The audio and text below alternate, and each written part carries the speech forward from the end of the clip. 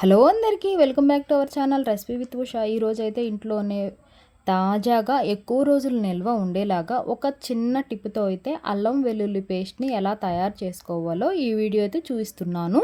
ముందుగా అయితే అరకిలో అల్లం అండి, ఇది ఏం పావు కిలో చిన్నులపాయలు. ముందుగా అల్లాన్ని అయితే శుభ్రం చేసుకుందాం నీళ్ళల్లో వేసుకుని. ఈలోపు చిన్నులపాయలు అయితే తొక్క తీసేసుకుని ఏ రెబ్బకి ఆ రెబ్బ అయితే ఒలుచుకుందాము. నీళ్ళలోకి అయితే నీళ్ళు తీసుకొని అల్లం ముక్కలు అయితే ఇందులో వేసేసుకోవాలి. దీనికున్న మట్టి మొత్తం నీళ్ళలోకి పోతుంది. ఒక 10 నిమిషాలు అయితే ఇలాగే నీళ్ళల్లో అయితే అట్పెట్టేసుకున్నాము.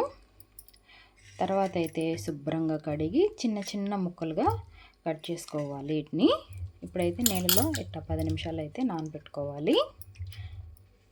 ఇప్పుడు అల్లాన్ని అయితే చిన్న చిన్నగా ఇలా ఉన్నప్పుడు ఇలా ఉంటాయి కదా, ఇటు మధ్యలో కూడా మట్టి ఉంటుంది కాబట్టి ఇలా తీసేసుకుని ఇలా శుభ్రంగా అయితే కడిగేసుకోవాలి.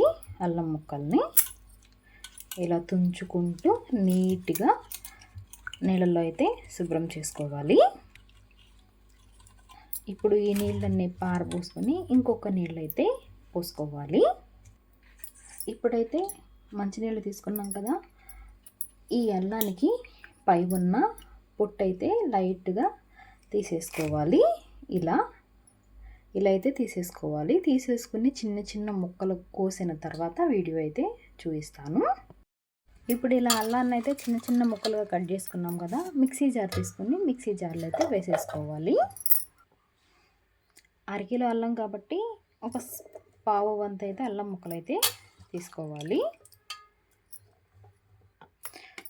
పావు కిలో చిన్నులపాయలు కాబట్టి ఇందులో సగాన్ని అయితే వేసేసుకోవాలి. 2 భాగాలుగా వేసుకొని మిక్సీ అయితే పట్టేసుకోవాలి. ఇందులోకి ఒక చిటికెడు దాకా రాళ్ళ ఉప్పు అయితే వేసుకోవాలి. వేసుకొని మెత్తగా పేస్ట్ అయితే పెట్టుకోవాలి. అవసరమైతే నీళ్లు పోసుకోండి, లేదంటే లేదు. ఇక్కడ చూపిస్తున్నాను చూడండి, ఇలా అయితే నలిగింది కదా. ఇప్పుడైతే ఒక గిన్నె తీసుకొని ఇందులో అయితే వేసేసుకోవాలి. మరికొన్ని అల్లం ముక్కలు ఉన్నాయి కదా, అవి కూడా సేమ్ ఇలాగే వేసేసుకొని చిన్నులపాయలు, అల్లము, ఉప్పు మెత్తగా పేస్ట్ లాగా చేసేసుకోవాలి. పట్టాం కదా, ఇది కూడా ఇందులో వేసేసుకోవాలి. ఇప్పుడు ఇందులోకి ఒక చిటికెడు పసుపు అయితే వేసుకోవాలి. పసుపు వేసుకొని ఇదంతా ఒకసారి అయితే కలుపుకోవాలి.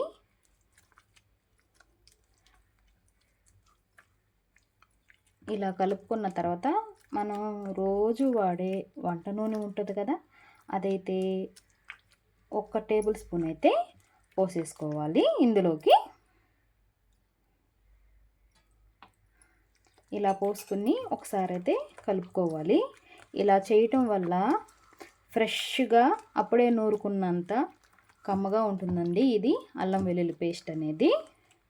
ఇంట్లో ఇది ఇలా తయారు చేసుకొని పెట్టుకుంటే ఎక్కువ రోజులు నిల్వ కూడా ఉంటుంది.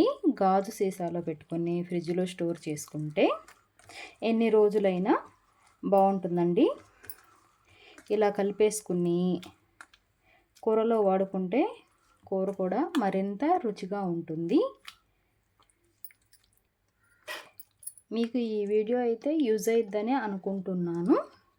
నా వీడియో నచ్చితే లైక్ చేయండి, సబ్స్క్రైబ్ చేయండి, కామెంట్ చేయండి. మరిన్ని రెసిపీస్ కోసం అయితే నా పేజీని ఫాలో చేయండి.